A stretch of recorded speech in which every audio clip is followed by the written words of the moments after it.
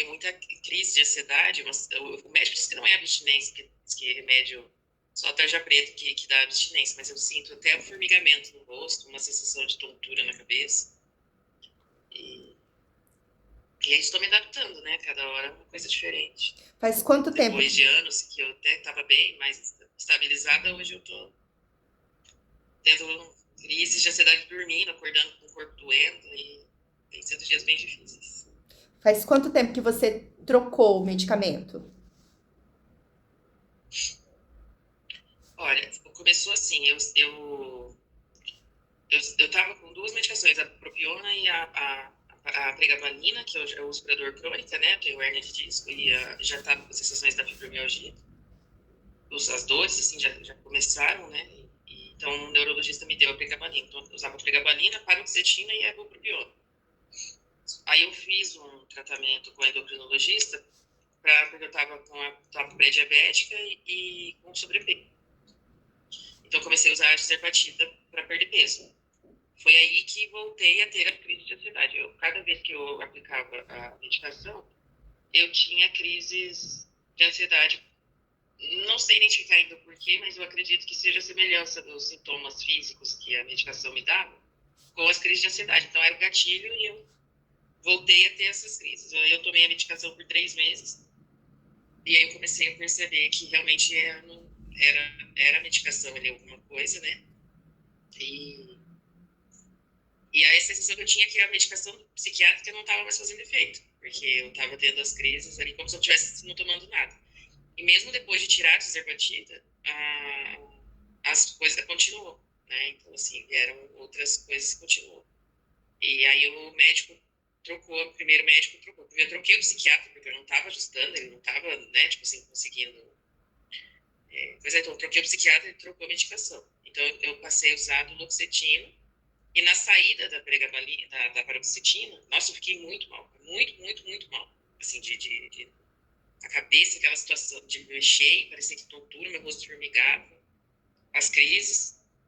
E aí ele trocou, aumentou, e aí eu passei para tomar duloxetina, o canabidiol, e tirar a propiona. Então foi mais um remédio que saiu. Então nessa saída foi mais um sintoma.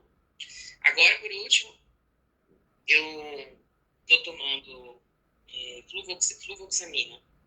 O médico trocou novamente, outro médico, na verdade, porque eu tive a questão do plano de saúde ali e tal, daí foi outro médico, ele trocou essa medicação. Eu me sinto bem melhor com ela, já ali, logo que ela entrou, só que eu estou no processo ainda, acho que nos primeiros 15 dias. E a saída da outra medicação que é o problema, não é a entrada. Aí quando sai a outra, que aí começa de novo. Então, a linha desse médico novo é uma única medicação, bem ajustada, então, né, ele está começando agora. Foi até por isso que eu fiz a troca ali, porque eu não estava me alinhando bem com outro psiquiatra ali. Então, é uma única medicação, bem ajustada, e ele me mandou fazer terapia. Assim, enquanto você não mudar o teu comportamento, enquanto você não mudar, né, tipo assim, coisas que o seu jeito ali, pensamento, essa coisa, você não tem medicamento que vai fazer efeito. Então, é nessa fase que eu encontro buscando ajuda terapêutica. Eu vi que você tá fazendo terapia, né? Eu já faço, pelo plano de saúde, eu faço uma terapia.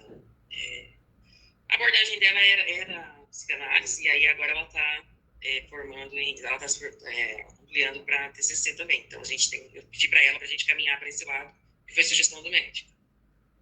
Certo. Aí, Aqui eu vou na raiz de algumas questões. Como o médico falou, enquanto a gente não muda, não adianta.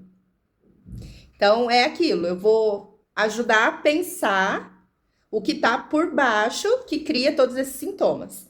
Você diz da fibromialgia. Então, a fibromialgia é aquela dor difusa, né? Espalhada. Costuma dizer que é a dor que anda. Quais situações em que você se vê amarrada na vida? Eu quero fazer tal coisa, mas eu não posso. Eu quero empurrar tal coisa e eu não consigo. Eu quero fazer um novo movimento na vida, seja mudar de trabalho, mudar de cidade, e eu não consigo. uma coisa que eu vejo que me limita hoje é, assim, um pouco de... Acho que eu sempre tive uma personalidade assim, muito forte, muito impulsiva. E eu acho que uma característica minha é a intensidade. Assim, eu sou muito intensa. Para mim é tudo ou nada. Eu faço tudo, ou eu quero tudo, ou depois, quando eu não quero, quero lidar com isso, tentando parar de mudar isso. Né? Então, em mim. E assim, isso antes, mais jovem ali e tal, na fase ali, né, quando eu casei, as crianças pequenas, isso para mim era um benefício, porque eu era impulsivo, então eu ia, eu fazia e tal, e eu tapeava a minha insegurança, que na verdade estava escondendo ali aquela insegurança que eu sentia das coisas. Quando depois da depressão, eu me permiti ser frágil, vamos colocar assim, né? Me permiti mostrar a fragilidade em alguns momentos, principalmente ali com meu marido, com as pessoas ao meu redor.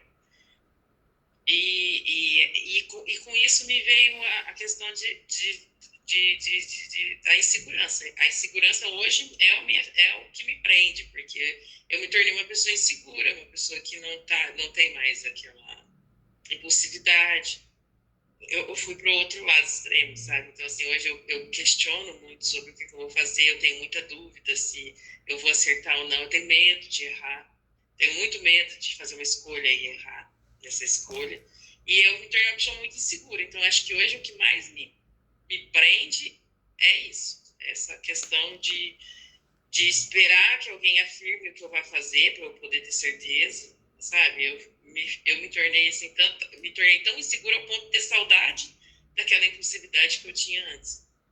E isso me prende muito hoje, me limita muito hoje. E isso causa muito sofrimento para você, não é? Sim, porque eu posso dizer assim, aquilo que eu tinha, que antes era bom, hoje assim, tem tudo muito a ver assim também com outras pessoas, sabe? Tipo, eu não me importava muito se eu estava fazendo o que eu estava fazendo estava prejudicando as pessoas ao meu redor. Hoje eu me importo mais com os outros do que comigo mesmo.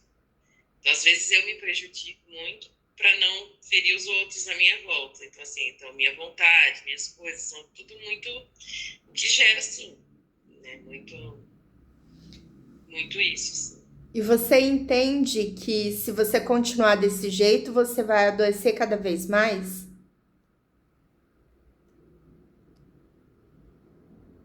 Olha, é o que eu tô fazendo, assim, é o que eu estou tentando hoje, né, nessa fase assim, de terapia, é identificar essas coisas justamente para assim, não cessar, mas para poder lidar com essa questão do que me faz mal, do que eu, né, de uma forma que eu consiga fluir, né, sem travar ali, sem paralisar. Bom, você entrou para o projeto e eu quero saber se você me permite falar algumas coisas que talvez vá na raiz. Olha, eu falo assim, por eu ser uma pessoa que argumenta muito e tal, eu falo, todo mundo à minha volta não são pessoas que me falam a verdade às vezes, sabe? Porque a verdade às vezes dói. Eu falo, é tão difícil hoje a gente encontrar pessoas que nos confrontam, né? Ontem eu estava falando com a minha filha vai fazer 18 anos essa semana, e semana que vem, e aí eu estava ali, né, numa questão de uma dor que eu percebi que eu tenho em relação a essa responsabilidade ali, falando com ela, e ela também faz a terapia, né, e a gente estava falando sobre isso, assim, como é bom ter uma terapeuta que nos confronta, porque a dela confronta muito, né, então assim, ela sai de lá, assim, com uma sessão, parece que ela tem umas 3, assim, ela evolui. E eu falo, isso é tão bom, assim, mas não, eu sei que não é, às vezes não é gostoso de ouvir certas coisas, então sim, eu te dou essa permissão. Que nem você falou, a verdade dói, só que ela cura também, né? Então, reconhecereis a verdade e você será salvo. Como é a sua relação com seu pai? Meu pai faleceu quando eu tinha 20 anos. Ele sofreu um acidente de carro, ele tinha 47 anos. Ele sofreu um acidente de carro, ele chegou a ir para o hospital, a ficar na UTI 5 dias, mas nós não conseguimos mais nem falar com ele, né? Ele ficou em coma induzido, depois não voltou do coma e faleceu em 5 dias depois do acidente. Então eu não tenho meu pai. Certo, mas como ele era antes disso? Como era a sua relação de infância? Como ele era como marido?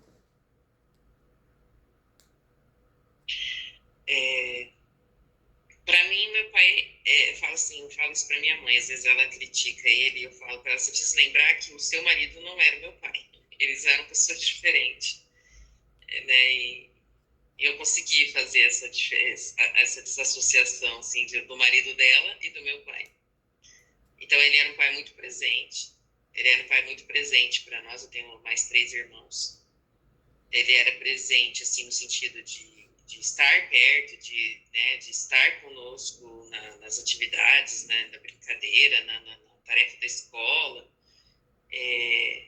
Porém, ele não, assim, eu sinto que ele tinha uma dificuldade de nos orientar da forma, sabe? Ele, assim, meu pai e minha mãe foram muito, é, assim, muito liberais, uma educação que, para minha idade, né, não era muito comum.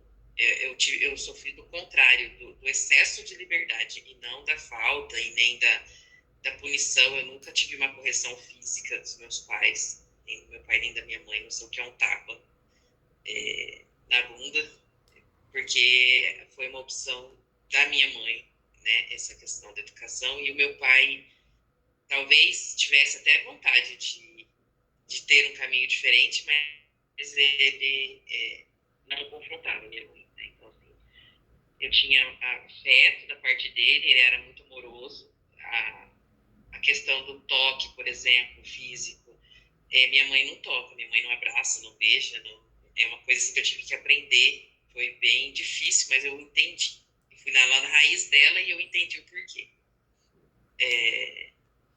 E aí, então assim, mas o que eu tinha de a parte afetiva, de acolhimento emocional, sempre foi mais da parte dele.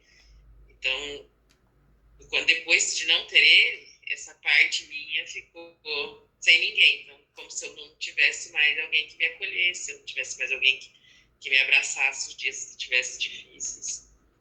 Então, era assim. O meu pai, para mim, era essa parte. E ele teve, sim, muitos problemas. A minha mãe quis que nós não tivéssemos, nós não convivêssemos com problema de casal. Então, assim, tudo deles era reservado. Então, se eles discutiam, se eles fizessem, nós não participávamos. Não era uma coisa que nós víamos, assim. Né? A gente sabia, mas não era coisa assim. Minha mãe não, né? Ele tinha problema com bebida e depois com droga também, porque ele teve na juventude dele e depois teve uma recaída ali perto do final da vida dele. Mas mesmo assim, mesmo com isso, nós não tínhamos essa. A gente não sabia, sabe? Tipo assim, era uma coisa que nós não sabíamos. Assim, foi a minha mãe que contou, vamos colocar assim. Eu não sei se dá para coisa, mas sabe? Era como se ele fosse uma pessoa para nós e outra pessoa, né? Então, assim, é uma parte dele que eu vim saber bem depois, assim. Então, por isso que eu falo que o marido dela é um, meu pai era outro. E ela reclamava desse marido para você? Olha, enquanto ali casal, ali deles, enquanto estavam juntos, eles viveram 27 anos de casamento. Aparentemente, eles tinham um bom casamento, né? Tipo assim, eles eram tranquilos. Meu pai era assim, uma pessoa que tinha uma certa, sabe, uma certa liberdade e chegava mais tarde e tal. Minha mãe sempre foi mais caseira. Eles trabalhavam juntos, né? Meu pai tinha uma empresa, meu pai fabricava calçados e a minha mãe administrava. pai, né, fazia parte ali da coisa. Então eles passavam o dia todo juntos. Então estar com eles era o dia inteiro, porque a empresa era deles. Então, né, a gente passava lá, a gente ficava lá, a gente, quando criança, ficava com eles. Então a gente tinha nessa questão. Mas não tinha conflito, não via não via briga, não via, né, esse tipo de coisa assim. Ele, por exemplo, se ele chegasse e ele tivesse um pouco alterado da bebida, ele simplesmente entrava, deitava e dormia. Ele não brigava, ele não discutia, ele não, entendeu? Não, a gente era como se fosse o paralelo dele. Ele entrava em casa, deitava, dormia e pronto. No outro dia tava, né, tipo assim, então era uma coisa assim, a gente não tinha participação de discórdia, de briga, de nada. Então, se ele existia, minha mãe ocultou muito bem. Fala pra mim o que que você sabe dos seus avós, tanto do lado materno como do lado paterno. Olha, do lado paterno, é, o meu avô era muito severo, assim. Tipo, minhas tias, por exemplo, teve muito. Eu conversava, assim, tinha mais liberdade com a minha tia de falar da questão dos meus avós, elas reclamavam muito, né? Tipo, apanhavam, levavam surras, assim, tipo, e não tinha uma certa orientação à disciplina. Isso era coisa que elas reclamavam bastante. É, já o meu pai era um caçula e pelo que elas reclamavam, eles mimavam o meu pai, na verdade, né? Então, assim, essa questão da droga ali, com meu pai surgiu na juventude e, e ele chegou a ser preso, né? Com acho que 19 anos ali, mais ou menos, 18, 19 anos, por conta de furto né? Então, assim, era uma coisa assim que era deles. Então, mas assim, a minha avó, por exemplo, paterna, era muito amorosa. Assim, eu convivi muito com ela até o final da vida deles, né, dos dois. Eles morreram bem de idade, os meus avós.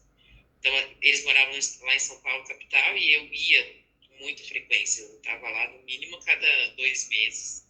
Então, assim, eu convivi muito com eles. Eu passava férias com eles, né? Então, assim, para mim, eles eram amorosos, assim, eram uma referência, né, daqueles avós. A minha avó gostava muito fazer aquela que fazia o bolo, fazia tudo que a gente gostava de comer, aquelas coisas. Quando eu não ia para lá, ela vinha para minha casa, chegava, ficava 15 dias em casa também, a cada 2 meses. Ela e a minha mãe se relacionavam muito bem, então a minha mãe fala assim que ela era a mãe que ela não teve. Então ela, né, tipo assim, chegava em casa, ela que fazia tudo, ficava com a gente, cuidava da minha mãe e conseguia dar uma descansada. E não tinha aquele conflito, né, de, ai, a minha sogra e minha sogra. Não, era muito bom a convivência com eles. O meu avô era mais, assim, discreto e tal, né, a gente não acessava meu avô muito, mas o tempo ali com ele era sempre muito bom. Ele brincava, ele era cuidadoso. Eu lembro, tenho muitas lembranças boas da infância por eles, né, pelos meus avós lá na casa deles, estar com eles. E a minha avó materna, eu não conheci o meu avô paterno, né? Ele morreu, minha mãe tinha 18 anos quando ele morreu, e então eu não convivi com ele. E a minha avó era uma pessoa muito difícil. A minha avó materna era uma pessoa muito difícil, muito geniosa, muito crenqueira, sabe? Tipo assim, ela. Mas eu também fui a única, assim, de todos, por exemplo, dos meus irmãos, eu fui a que mais convivi com ela. Eu gosto de pessoas de idade, e eu gosto de conhecer o passado, as histórias. Então, assim, eu sempre fui muito curiosa, né? Então, ela me contou muita coisa deles, da vida dela. Mas, assim, eu tenho uma coisa que eu não sei até onde você vai com isso, mas a minha avó, por exemplo, eu fui a fundo para entender já algumas coisas em relação à minha mãe, a minha dificuldade com a minha mãe, né? Tipo assim, o que eu senti falta da parte da minha mãe, que foi o toque, né? O afeto, a orientação, porque uma educação com muita liberdade nos dá muito, foge um pouco, né, do limite. E então, ao conhecer isso, ao buscar conhecer isso, aí eu identifiquei que a minha mãe foi abusada, então ela tinha essa limitação do toque, né? Ela não chegou ao ato em si, mas um dos namorados da minha avó punha elas no colo, as filhas, né, e ficava passando mão. Então, assim, é por isso que ela não toca e ela não... Pois eu entendi que era esse trauma, a origem disso nela, né? O que também me fez ter compaixão por ela nesse sentido, né? Tipo, de entender que ela tem um motivo para isso, né? Hoje, adulta, madura, então hoje eu consigo entender. E indo mais a fundo, na minha avó, ela provavelmente era abusada pelo próprio pai. O que desencadeou nela, ela engravidou ali aos 17 anos, aí ela fugiu de casa com um namorado, e esse namorado, ele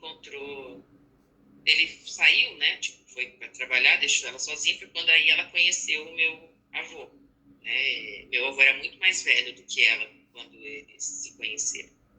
Inclusive, quando ela conheceu, ela tinha um pouco de rancor do meu avô, né, do pai da minha mãe, porque por ele ser um homem mais velho, eu acho que ela esperou dele um cuidado de um pai que ela não teve. E ele também viu ela como uma mulher. Então, ele também se relacionou com ela. E então, ela tinha essa raiva dentro dela, né, já do pai, e que transmitiu para o meu avô. Então, assim, ela não ficou com ele muitos anos. Ela teve 3 filhos com ele, mas ela era muito, muito promíscua para uma mulher da idade dela, assim, né? Então, a promiscuidade, eu acho que vinha dessa questão do estupro ali, né? Eu não sei dizer exato a motivação das coisas, mas assim, o que eu fui tentando entender foi isso, sabe? A motivação ali de ter vários homens na vida, né? E ela teve 5 filhos e acho que 3 pais diferentes, fora os que morreram, que também eram de outros pais. Para a idade dela, era um absurdo, né? Assim, tipo, era uma coisa completamente diferente do costume ali, da tradição. E ela era, assim, muito severa, ela punia muito, né? Então, esse foi o motivo da minha mãe buscar uma educação diferente, foi ir contra aquilo que ela recebeu. Então, ontem eu tive uma conversa com a minha filha e até falei isso para ela. Eu falei, hoje eu entendo que a minha mãe pode ter errado, mas a intenção do coração dela o tempo todo foi dar aquilo que ela não recebeu, fazer mais do que ela recebeu. Então, pode ter sido momentos que não foi tão assertivo, mas a intenção do coração dela com certeza era. Eu falei, um dia você vai entender que eu posso ter errado com você também, né? Falei para minha filha, mas tu pode ter certeza absoluta que a intenção do meu coração era que você tivesse o melhor. Então, um dia você vai ser mãe e você vai entender tudo isso também. Então foi isso. Então, assim, acho que essa parte aí dos meus avós é uma coisa que eu já busquei um pouquinho, já fui até um pouco mais a fundo do que o comum. Você é a terceira geração dessas mulheres abusadas. Sim. Em alguma situação, você se sentiu abusada? Não necessariamente no contexto sexual. Não, Sa acredito que não. Sabe aquela situação do trabalho, na amizade, que alguém chega e fala assim, faz isso pra mim? E você, eu tô cansado, eu queria fazer outra coisa, mas você acaba fazendo?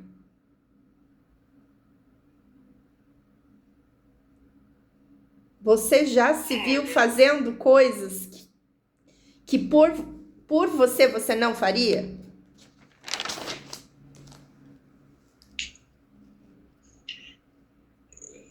Assim, a gente faz na vida muita coisa que a gente nem sempre quer, né? Tem hora que você tá cansado, você tem que levantar, você tem que ir lá, tipo, acabar de arrumar a cozinha, você tem que acabar, né? Tipo, eu tô numa rotina agora que eu não estou trabalhando fora. Então, assim, o serviço de casa demanda você o dia inteiro, se você quiser, né? Então, tem muitos momentos que eu não gostaria de fazer certas coisas, mas não acredito entender isso como um abuso.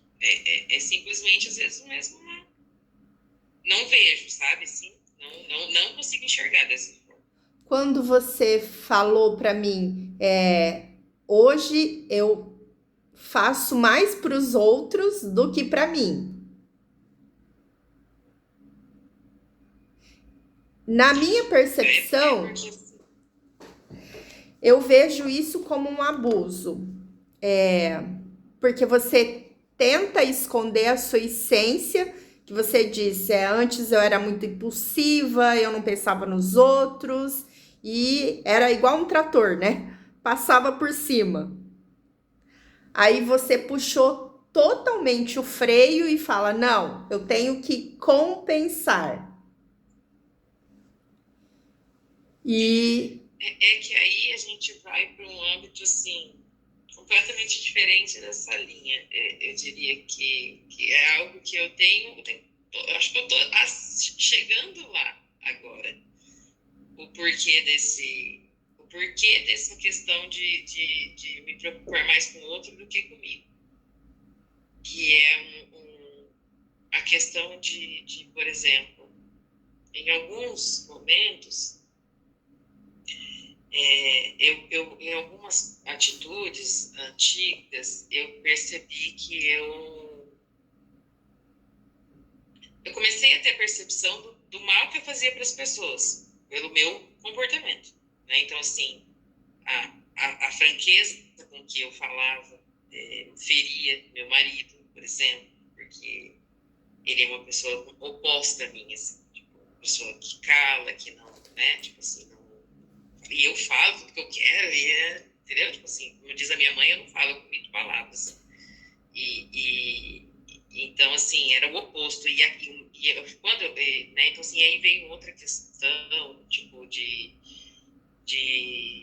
quando eu me converti também, né, porque eu me converti ao cristianismo. Eu tinha já uma crença, mas realmente não tinha o entendimento, né? Então, quando esse entendimento veio ali, eu comecei a me preocupar com outra pessoa, porque a questão do cristianismo também pede que você se preocupe com as pessoas ao seu redor, não é só você, né? Então, assim, quando eu comecei a perceber que eu comecei, na verdade, a me incomodar com o que eu fazia para as pessoas, foi isso o início.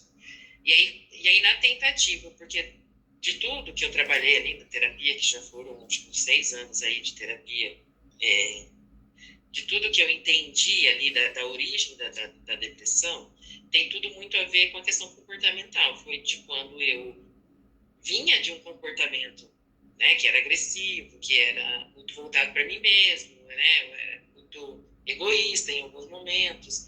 E aí quando eu quis olhar para outra pessoa, que nem quando, né, veio essa questão da fé ali, de amar o próximo, né, como a mim mesmo e tal, e de imitar Jesus, né, porque Jesus não era como eu era, né, então assim, quando veio essa questão, eu não conhecia outro comportamento. Eu só conhecia aquele, fui criado daquele jeito, aquilo que eu era, né? Tipo assim, era de acordo com o que me foi permitido desde a infância, né? Então, para mim, aquilo era comum. E quando eu tentei ser diferente, eu não conhecia outro comportamento. Então, eu fui pro extremo.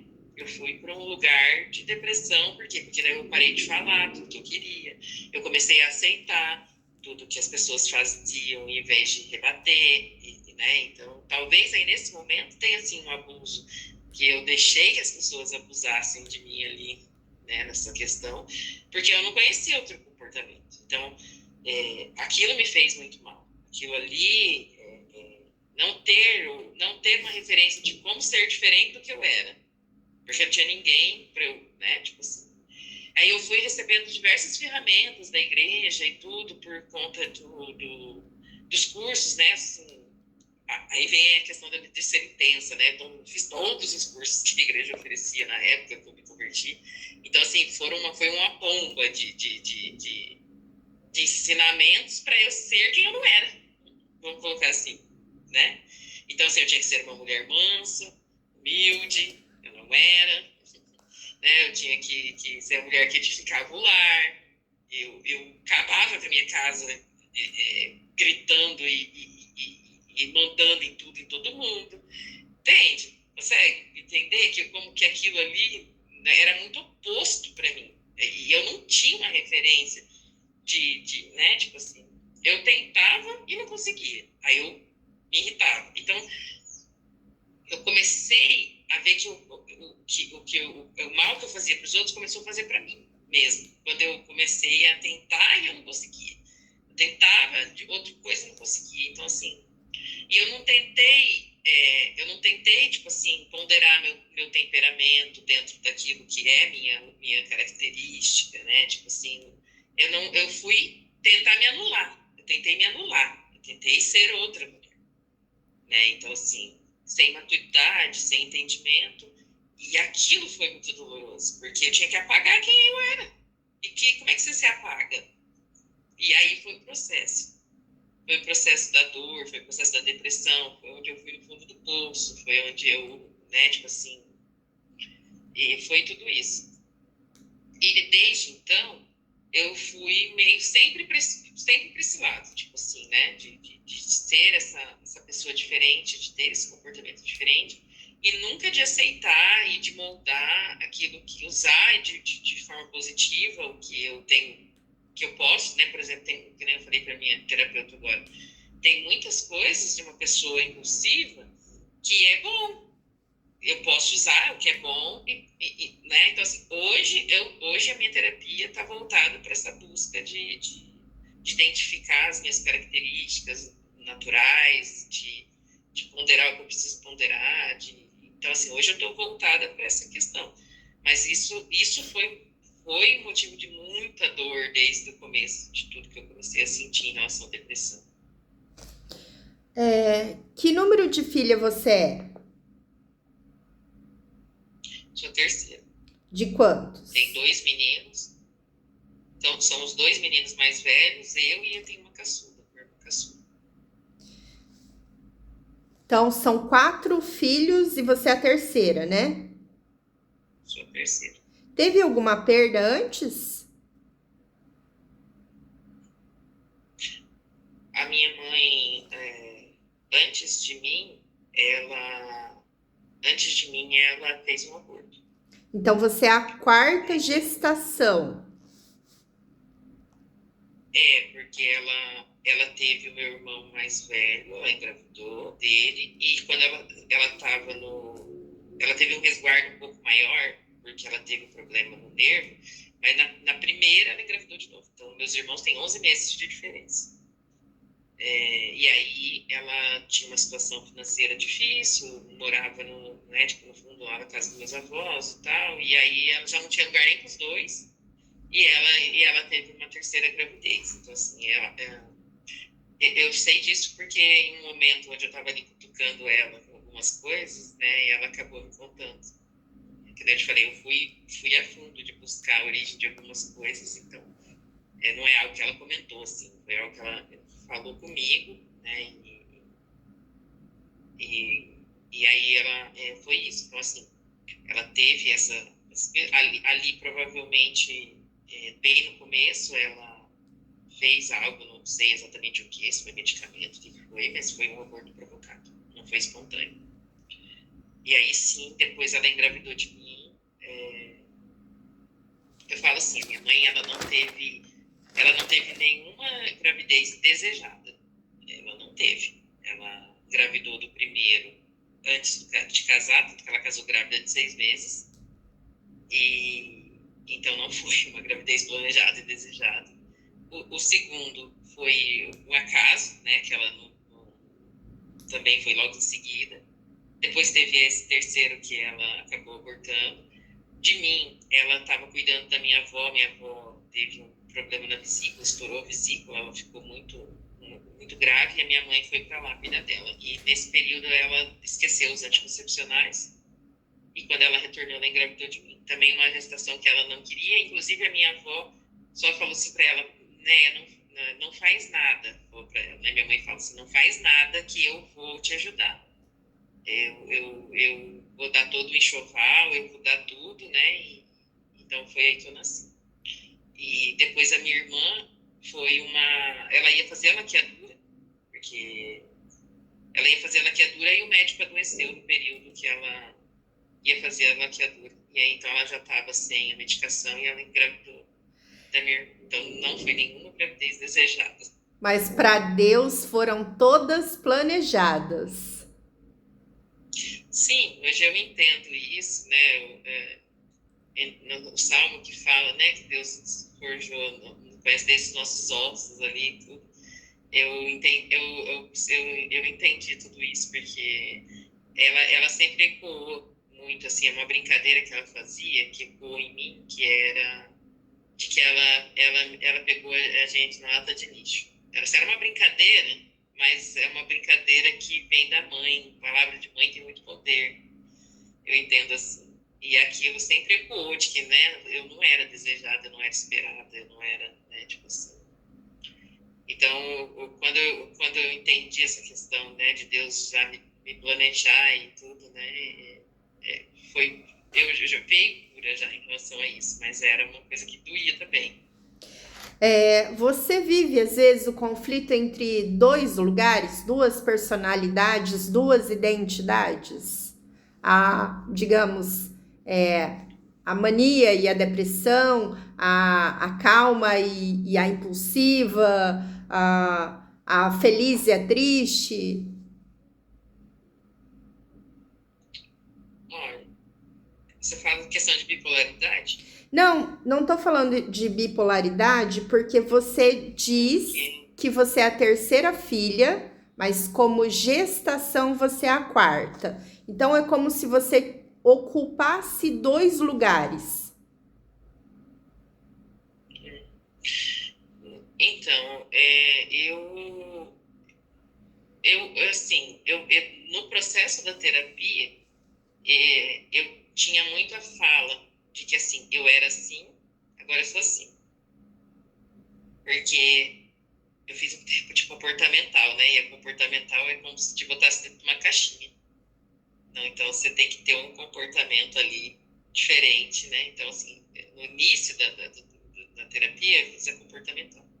Então, eu percebia isso. Por muitos anos, eu vinha com essa comparação.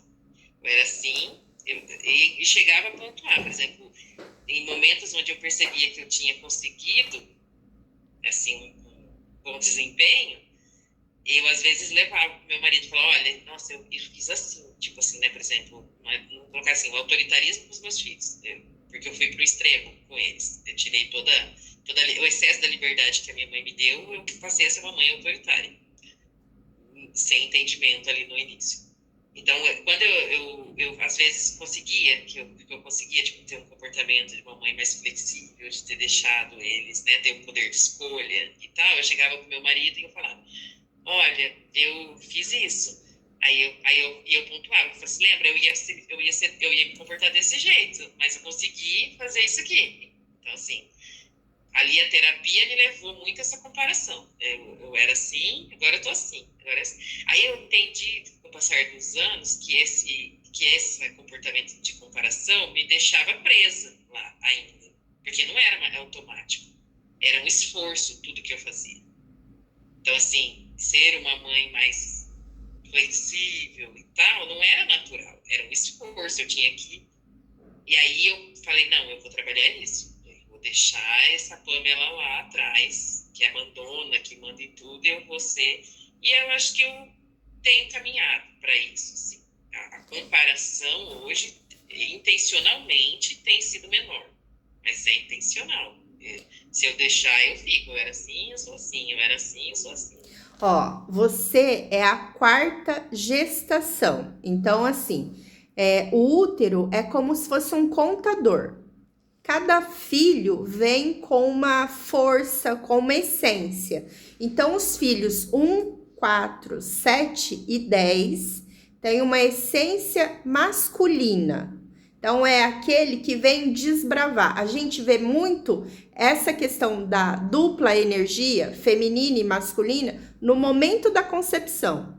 A gente vê ali na ejaculação, o espermatozoide é a energia masculina, que ele sai correndo, passando por cima de outros para chegar no alvo, que é o óvulo. Enquanto que o óvulo é a energia feminina, ele tá lá esperando, porque ele sabe que vai acontecer aquilo que ele quer. E o óvulo escolhe o espermatozoide para adentrar, para criar uma nova vida. Então, dentro de nós temos essas duas essências.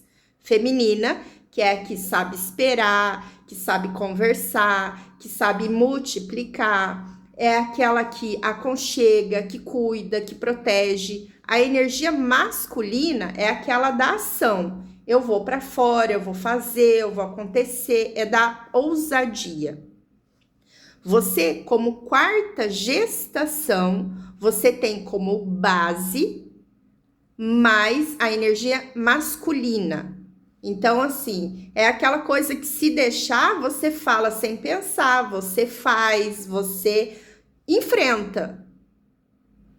Só que dentro de você tem, você foi colocada no lugar de terceira filha. O terceiro, ele tem uma energia da comunicação. Então, os filhos 2, 5, 8 e 12 têm uma energia feminina, porque eles já sabem que tem um que veio para desbravar. Esses filhos, eles vêm para acolher, cuidar da família, vêm para multiplicar as coisas, eles herdam a história da família, sejam dos homens ou das mulheres, para melhorar. E os filhos 3, 6, 9 e 12, então o anterior é 11, eles vêm na comunicação. Então, juntou a energia feminina e masculina e comunicou para criar esses filhos. Então, a essência desses filhos, a função, é levar o nome da família para o mundo. Você deve ser muito comunicativa. Eu falo assim, eu falo sempre isso. Eu falo assim, eu sou muito comunicativa, mas eu não sou muito sociável. Eu tenho a questão da palavra. Eu falo muito, falo bem, falo com qualquer pessoa, né? A questão da oratória, para mim, e sempre foi. Não é de agora com a maturidade. Sempre foi. Mas eu não gosto eu falo assim, da parte, porque para mim eles são diferentes, né? Socializar e comunicar, né? São coisas distintas, né? E todo mundo que é muito bom em comunicação é muito bom em socializar. Eu, por exemplo, não gosto. A socialização, para mim, não é uma coisa natural. Eu tenho que me esforçar, assim. Por Pra quê? ter amigas, por exemplo, Ah. é algo que não é comum. Porque por muito tempo eu não confiei nas pessoas. Eu achava que as pessoas não mereciam confiança. Eu entendi isso, não sei por que motivo, desde muito cedo. E então, desde ali das lembranças das minhas amizades eu não tenho essa questão. Então, assim, sempre foi poucas amigas, né? Tipo assim, tinha que ter muito tempo. Né? Eu tenho uma líder de célula que ela falava assim para mim, você é o oposto das pessoas. As pessoas, normalmente, elas se relacionam, depois elas confiam. Você não, se você não confiar, você nem se relaciona. Eu falei, é mais ou menos isso. Assim. Então, por isso que eu falo da comunicação. Então, não é porque eu sou, assim, você viu, eu acho que a fala, para mim, é uma coisa muito natural. Falar e argumentar e me aprofundar naquilo que eu falo, porque eu acredito também que eu não fale só por falar, tipo, né? Eu vou em busca de conhecimento para isso. Então, quando eu acho que assim, quando eu procuro falar, eu também tenho um pouco de sabedoria hoje na fala, porque foi uma coisa que eu fui buscar, que antigamente eu não tinha. Né? Então,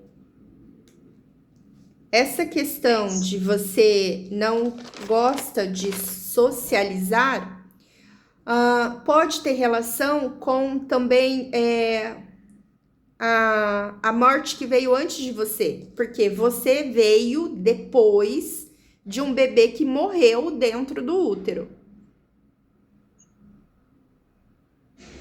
Então, e aqui o aborto, eu nunca entro na questão da causa, se foi provocado ou não, porque não tem como saber se aquela gestação ela iria de fato até o final. Então, o que aconteceu, o fato é que houve uma morte ali dentro. E quando ocorre uma próxima gestação, às vezes a mãe também, por mais que fale assim, eu não queria engravidar agora, mas será que pode acontecer de novo? Então, esse medo da morte faz com que a criança muitas vezes tenha medo de se apegar a alguém e de repente perder. Então, é melhor eu nem ter. Se eu não tenho certeza de que essa pessoa veio para ficar, veio para agregar, eu não quero nem começar. E depois tem outra coisa que você disse, você não confia nas pessoas. Você disse que a sua avó foi abusada pelo pai, não foi? O pai é aquele que protege, né? O pai é o provedor, é o protetor. Então, se lá atrás não deu para confiar nessa pessoa que protege, como que eu vou conseguir confiar em alguém que eu não conheço? Então, muitas vezes, essa questão de não confiar foi plantado lá atrás. E fora depois que a sua... Você diz que a origem, às vezes, a origem de coisas em nós ultrapassa a geração? Sim. É bíblico, não é? Que as maldições hereditárias ultrapassam de 3 a 4 gerações, mas a bênção tende a ter 1000 gerações. Quando a gente reconhece a verdade, a gente pode começar a escolher aprender, evoluir. A gente dissocia, ok, essa é uma história deles lá atrás. O que eu posso aprender com elas para mudar daqui para frente?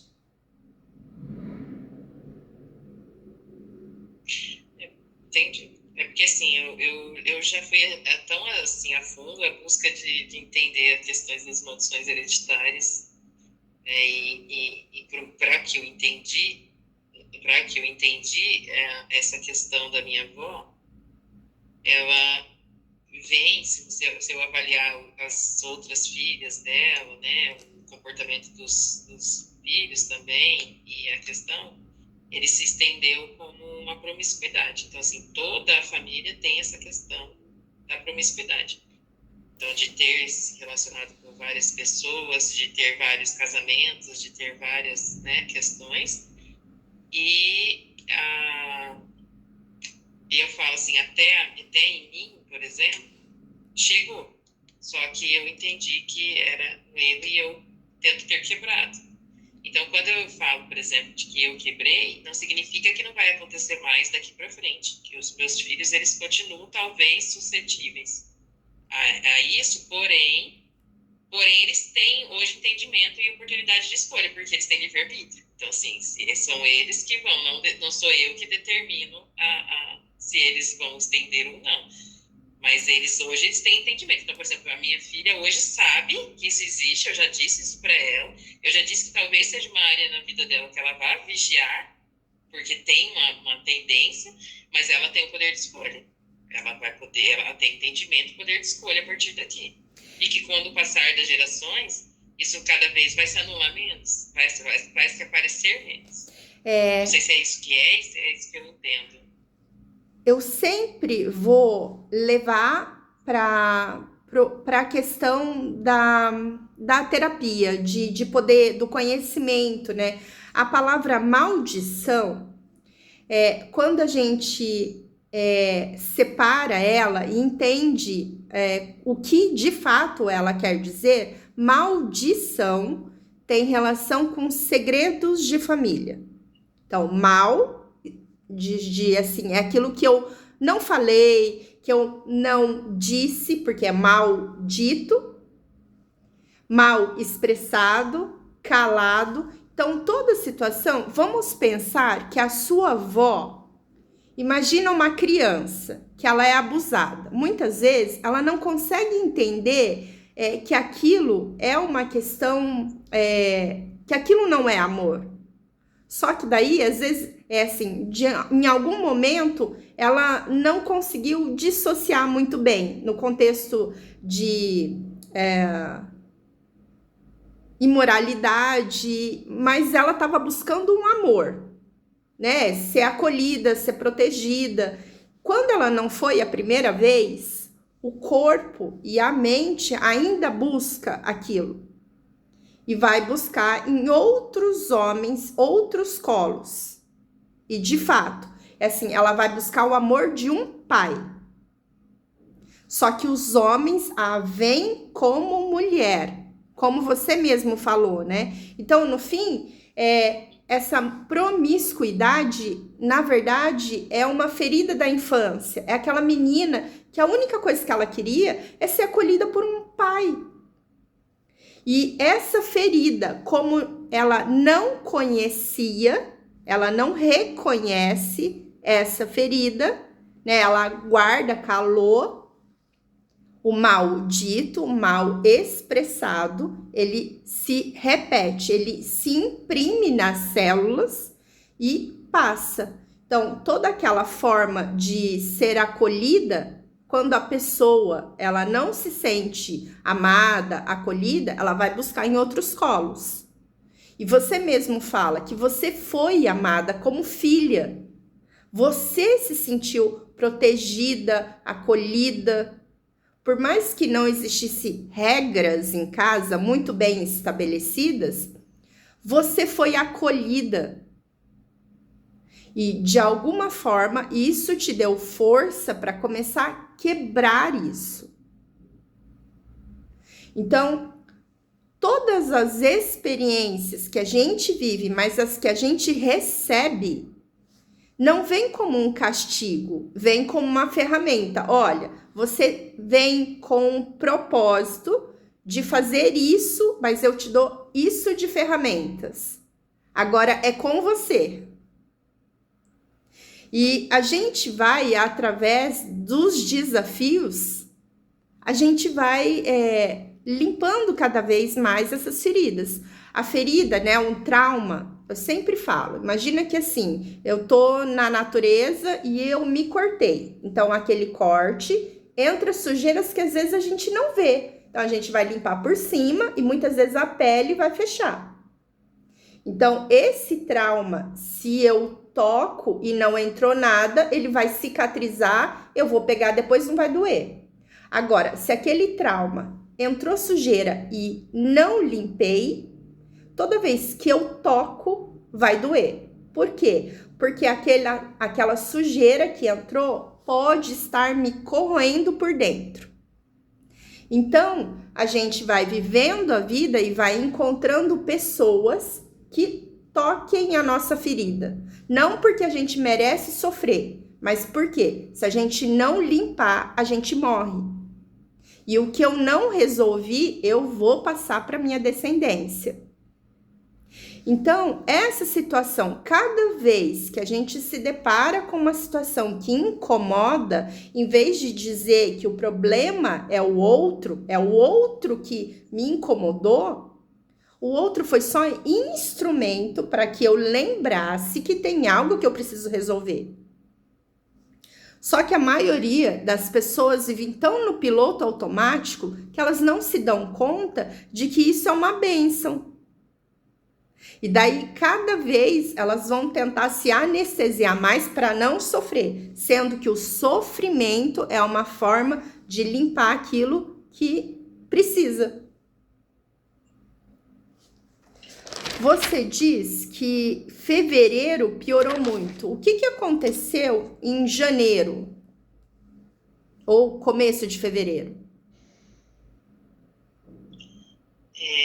A minha mãe teve um problema Minha mãe teve um problema cardíaco em dia 6 de janeiro. Ela foi assim, ela já vinha sentindo mal durante as festas, mas a gente não identificou. Eu cheguei a levar ela no pronto-socorro 2 vezes.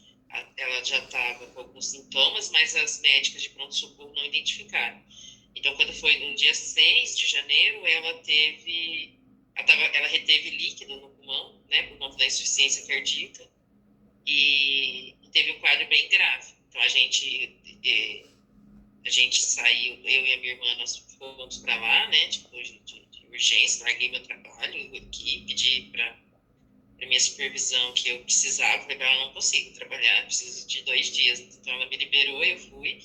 Aí nós chegamos lá, não tinha como a gente esperar atendimento para minha mãe, porque a gente não ficou receoso, né, a gente tinha que ser rápido, então a gente levou em outra cidade, passou ela no cardiologista, e ela estava com 30% da suficiência cardíaca. Então, assim, ela quase morreu sozinha lá, né, tipo assim. E aí depois eu voltei para cá, pedi as contas do meu trabalho e fui cuidar dela. Ela ficou internada 9 dias, depois em janeiro, e desde então a gente tem feito esse acompanhamento com ela. Agora, hoje à tarde eu estou indo para lá, que ela tem exames, né, para fazer, e então, assim, a vida em relação à minha mãe mudou completamente de janeiro para cá. E você vive nesse alerta. De certa forma. E assim, coincidentemente, semana passada eu tive uma crise muito forte, assim, e morreu a mãe de uma amiga. E a mãe dela era cardíaca. Então, assim, aparentemente eu fui até lá no velório, né, tipo, eu não senti nada, mas na hora que eu voltei, aí eu, assim, eu falo assim, a gente vai buscar às vezes até o inconsciente, quando a gente começa a entender certas coisas, né, já. Então eu entendi que foi a relação né, do problema da mãe dela com o da minha. A mãe dela foi fazer uma cirurgia do coração, aí teve uma complicação, depois várias outras e não resistiu. Aí eu acho que bem à tona, né? Na verdade, você tá dormindo bem? Não. Meu olho está inchado aqui, porque eu estou andando de dormir às 2 horas da manhã. É porque E aí eu durmo porque eu tomo remédio, na verdade, né? A pregabalina, ela induz ao sono. você Então, depois apaga, mas eu não consigo. descansa, né? É. E Aí eu desde o dia da quarta-feira passada, que foi o velório, né, da mãe dela, eu comecei a ter crise de ansiedade dormindo. Então eu tô acordando com muita dor. Muita dor. A minha mão, ela começou aqui, ó, na mandíbula aqui. Eu achei até que eu tava com dor de dente, de tanto que tava doendo. Aí eu comecei a tocar. E eu fui percebendo que na verdade vem daqui, esse nervo aqui.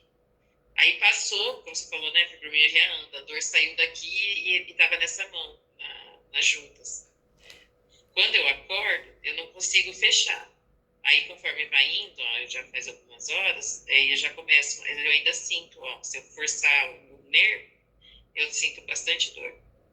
Aqui, nessa parte aqui, quando a água do chuveiro cai, parece que tem uma espinha aqui.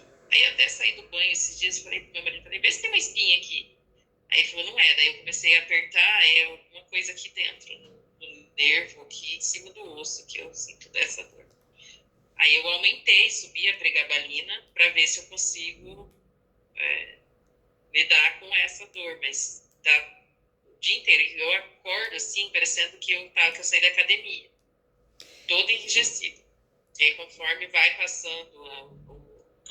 passando as horas do dia, eu vou relaxando. Mas eu tô acordando, assim, num estado completamente dolorido mas já faz desde a quarta-feira da semana passada. é porque quando a gente dorme, quem entra em cena é o subconsciente. Então, tudo que não foi resolvido de dia, ele vai tentar resolver. E toda tensão, a gente quando quer morder algo muito forte, né? Muito duro, às vezes a gente trava a mandíbula. Por quê? Porque eu quero segurar, né? Às vezes essa tensão de querer pegar, segurar a sua mãe, proteger, de não soltar ela, muitas vezes, é que faz. E assim, você sabe conscientemente que isso não está no seu controle. Então, durante o dia, tá bom, tem um monte de coisa para fazer, eu não quero pensar nisso. Então, acaba meio que dando atenção para as outras coisas. Então, pode ser que esse tempo de lá para cá é porque você tá nessa briga de tentar salvar a vida da sua mãe. Então, você não pode baixar a guarda. Então, quando a gente está em guerra, o nosso corpo libera mais hormônios, cortisol, adrenalina. Por quê? Porque eu preciso ficar atenta, eu preciso lutar, eu preciso suportar. Aí, se eu preciso suportar e resistir, vai alterar também a questão de insulina. Eu vou criar uma resistência à insulina para ter mais energia. Agora, o que você pode começar a fazer é conversar com o seu corpo. Então, escreve, porque o sintoma é só um mensageiro. Ele não precisa ficar. A hora que você acessa a informação, a mensagem, ele vai embora. Então, você pode começar a escrever. Corpo, o que você quer me dizer? Essa tensão na mandíbula, o que eu preciso aprender? Essa dor aqui no pescoço, no ombro, nas costas, o que eu tô carregando que eu preciso aprender a soltar? Da mesma forma que a mão, a função da mão é pegar, né? O que eu não estou conseguindo pegar? Por que a minha mão tá tão rígida assim? Será que algo está escapando das minhas mãos? Comece a escrever, porque quando a gente coloca atenção naquilo, você vai começar a ter alguns insights. Nossa, eu nunca pensei nisso. Será que pode ser? E daí você começa a discorrer sobre isso. Porque eu não tô dizendo que é errado tomar remédio, porque a gente também, o corpo não aguenta ficar muito tempo com dor. A dor é inflamatória, né? É tóxica para o corpo. Só que anestesiar o tempo todo a dor não funciona. Então toma o remédio para não sentir a dor, para poder tratar a causa. E pode começar trabalhando a questão com a sua mãe. Porque assim, eu não tô dizendo que é agora, mas assim, a única certeza que a gente tem na vida é que um dia a gente vai morrer. A sua mãe não precisa ir agora, mas isso pode ser uma coisa de você começar a trabalhar em você sobre o luto. Que nem você falou, você era uma pessoa e você precisou criar uma outra personalidade. É um luto também, né? De você matar algumas coisas em você que você não concorda mais com essa versão que você quer se tornar, mas muitas vezes esse luto é difícil. Então, de poder entrar e poder entender, né, quais situações, quais medos, quais conflitos e impotências que você tem em relação ao luto. Daí, de novo, não é em relação à sua mãe, mas ao luto, a essa ruptura. E pode estar relacionado com o primeiro luto que você vivenciou, que foi já dentro do útero da sua mãe. Toda aquela memória que ficou de trauma, às vezes de culpa, porque assim, né, uma mãe que já teve filhos e decide interromper uma gestação, provavelmente ela se culpou muito. E daí vem toda essa situação que você passa por ali e é impregnado com aquela informação, com aquela emoção que ficou ali, né? E de certa maneira foi a sua casa por 9 meses. Então sempre escreve, coloca no papel todas essas questões que pode começar a aliviar no seu corpo e te fazer entender. E você sabe como que você quer ser, porque você tá, quanto mais a gente aprende, quanto mais a gente evolui, a gente vai se tornando uma outra pessoa. E que tal você colocar lá, assim, um objetivo, um PIN. Como que você quer ser? Escreve, né? Eu quero ter mais paciência, eu quero ser mais comunicada. Enfim, eu não sei como que você quer, mas faz uma lista da versão da mulher que você quer se tornar. E daí você todo dia... Ontem na terapia, eu tinha combinado com a minha terapeuta que a gente ia fazer uma atividade de identificar a personalidade e temperamento. Então ela falou, olha, eu vou preparar algo escrito, posso? Ela falou, pode. Aí ela chegou a trazer, só que eu tinha a demanda da ansiedade da semana passada. Então aí ela falou, olha, vamos atender essa demanda que é mais importante e a gente deixa isso aqui para lá. Então assim, a gente está nessa fase justamente de falar sobre as minhas características naturais e as que eu almejo, né? Então, assim, é bem aí que a gente está. Eu vou colocar... Bom, daqui, em relação à ansiedade. A ansiedade vem sempre quando a gente não consegue controlar, né? Eu tenho que controlar alguma coisa, eu quero que seja do meu jeito e eu não posso. Então, o corpo começa a falar, tá, tem que ser do meu jeito. O que eu preciso fazer? Ah, não aconteceu do jeito que eu queria? Então, o que eu tô fazendo de errado? E chega uma hora que, assim, eu tô nessa guerra comigo mesmo, só que se eu não durmo, o meu corpo não tem como se reparar. Então, eu vou subindo, o meu corpo não tem como se carregar, a gente deprime.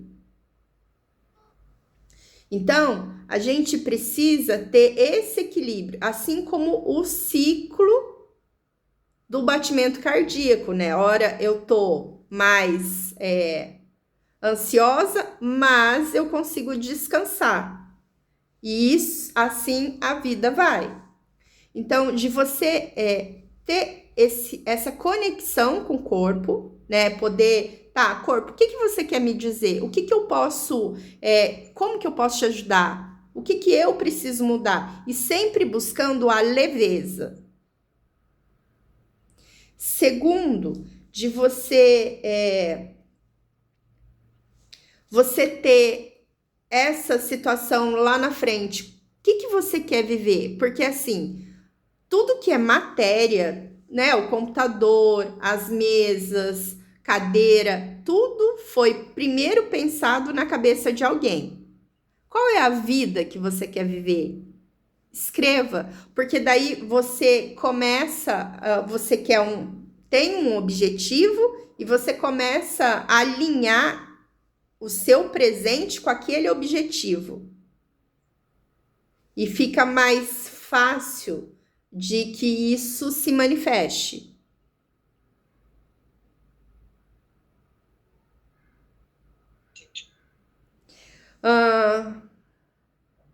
Eu vou colocar também, acho que disso tudo que a gente conversou, o que fez sentido para você?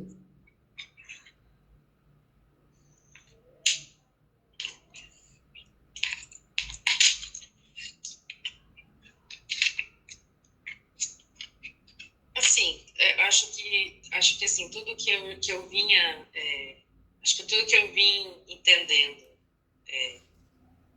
sozinha, vamos colocar assim, né? Talvez por curiosidade ali, por buscar. Então, assim, muitas dessas coisas eu já tinha ouvido falar, mas assim, solto, sem um porquê, sem entender. Acho que você trouxe um entendimento para mim da origem de muitas coisas que eu já sabia, mas que eu não tinha entendimento exato. Da onde ela vem, como que elas,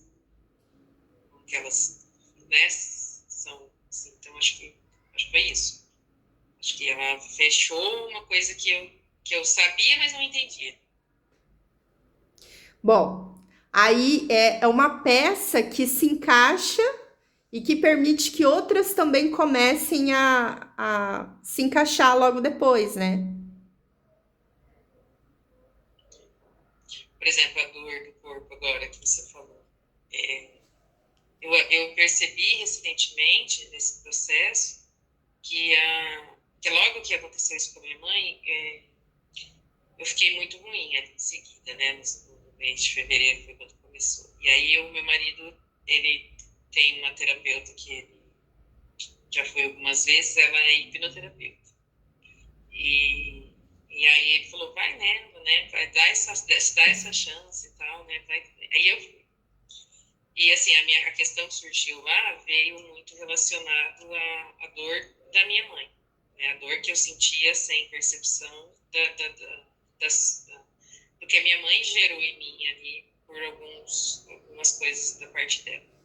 E aí ali a gente fez, ela é cristã também, né? Então, assim, ali a gente fez uma coisa meio que voltada à própria hipnoterapia, mas a minha fé, que foi de liberar perdão, né, para minha mãe, para a situação do meu pai de abandono, né? Porque é como se eu tivesse sentido que ele me abandonou quando ele foi embora e me deixou sem a única pessoa, né? Então, assim, aquela parte ali que eu entendi, aquilo eu tenho hernia lombar e eu tinha uma dor nas costas enorme.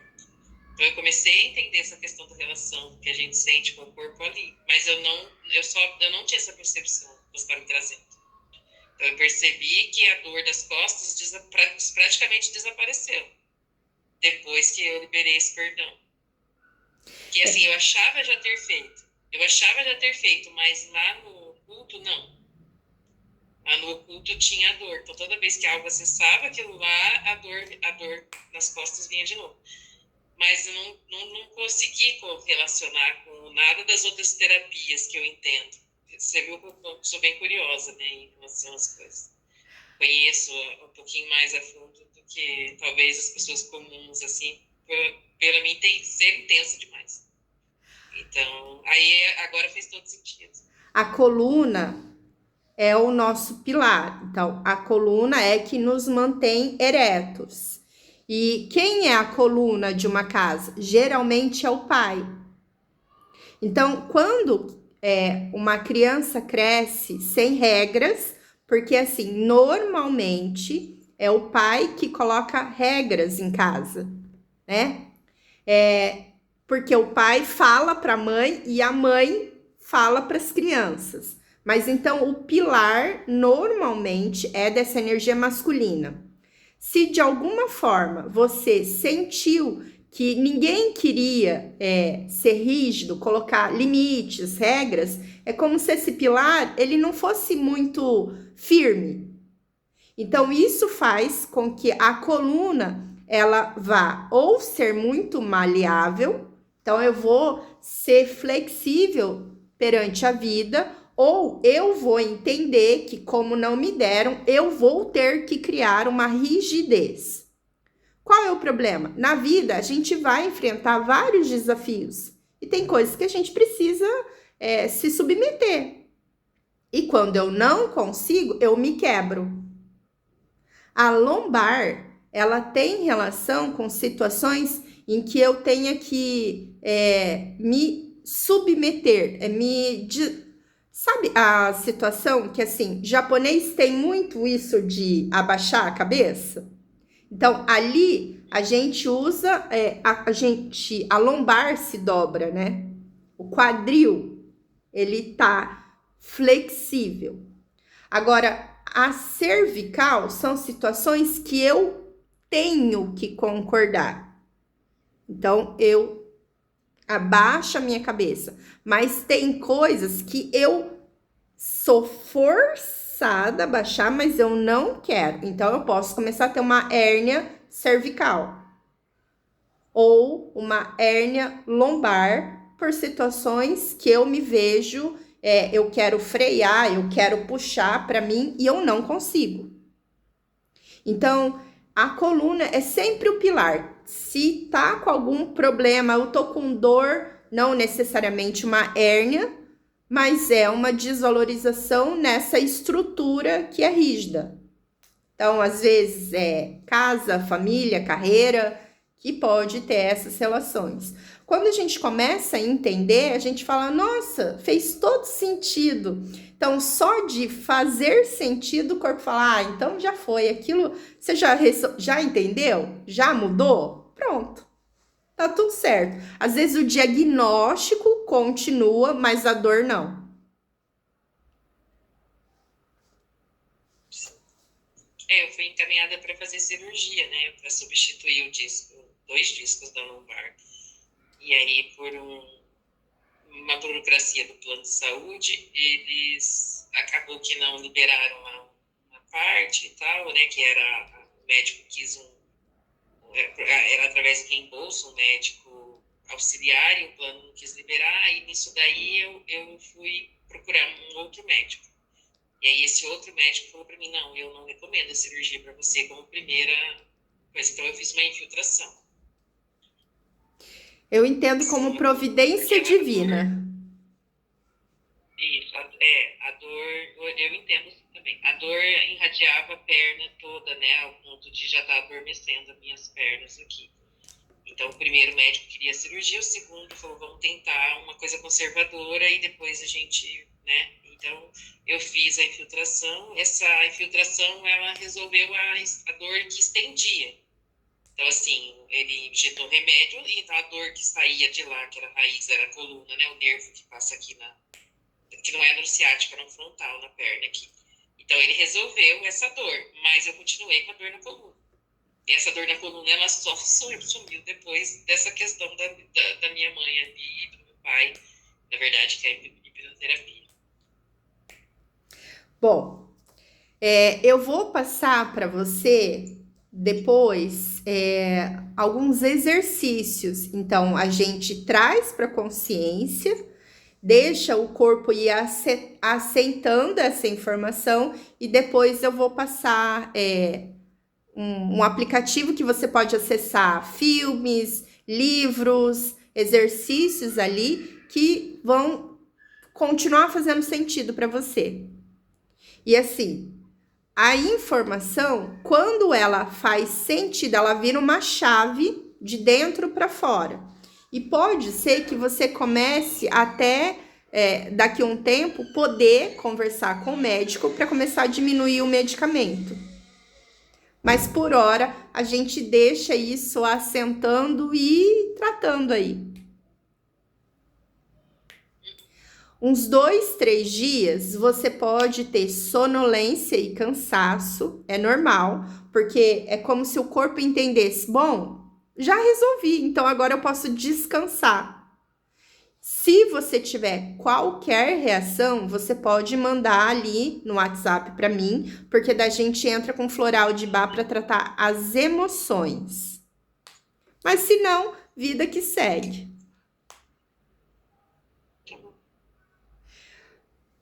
Muito obrigada, Pamela.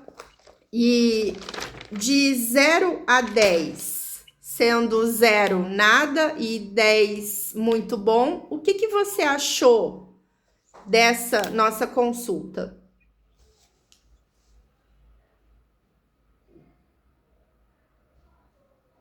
Olha, como ela veio muito de encontro àquilo que eu já estava buscando, com certeza um 10. Porque ela é tão pouco assim, né? E aqui, 1 hora e pouco, ela me respondeu coisas que não eram certas ali para mim, porque eu não tinha ninguém para afirmar elas. Mas talvez eu já estivesse até chegando lá. Com certeza. Porque você já estava preparada para receber a informação, né? faz todo sentido mesmo, de verdade. Bom, eu quero te agradecer a confiança e dizer que em outro momento, se você tiver alguma outra questão que você queira trazer, a gente conversa. Tá bom. Muito obrigada e eu te desejo um ótimo dia. Obrigada para você também. Deus abençoe. Amém, você também.